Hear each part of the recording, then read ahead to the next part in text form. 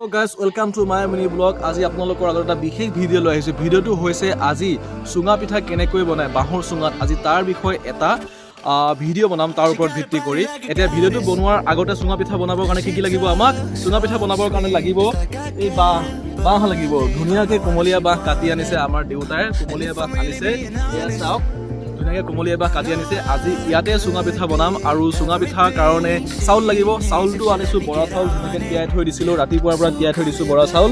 আৰু তাৰ কাৰণে আৰু লগতে আছে পানী কাৰণ চাউলখিনি যেতিয়া চুঙাত ভৰাই দিয়া হ'ব তাৰ কাৰণে অলপ পানীও লাগিব।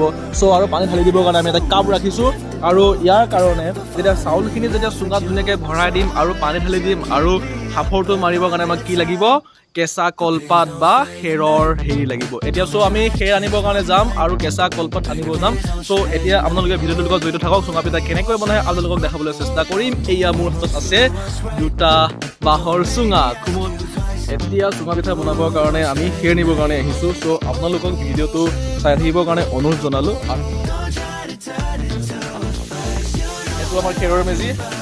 এই খেৰৰ মেজিৰ পৰা আমি চুঙা পিঠা প্ৰস্তুত কৰিবৰ কাৰণে খেৰ লৈ যাম। আৰু এয়া হৈছে আমাৰ গাই গৰু। হ'বনে আৰু লাগিব?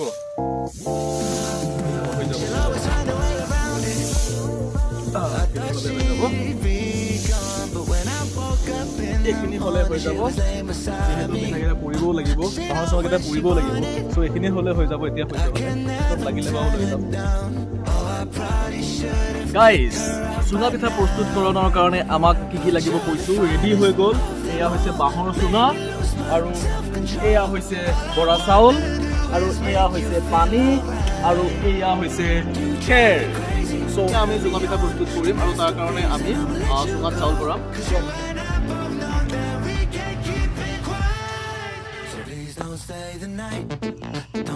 বৰা চাউলখিনি এয়া মোৰ ভাগিনেও চুঙা পিঠা প্ৰস্তুতকৰণত লাগি আছে। তাইও ধুনীয়াকৈ চুঙাত চাউল ভৰাই আছে আৰু লগতে আছে খেৰ আৰু লগতে আছে পানী।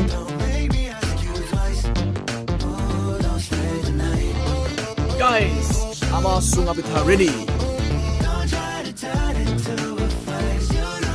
দিয়া খেৰ দিয়া আৰু অলপমান বেছিকৈ দিয়া।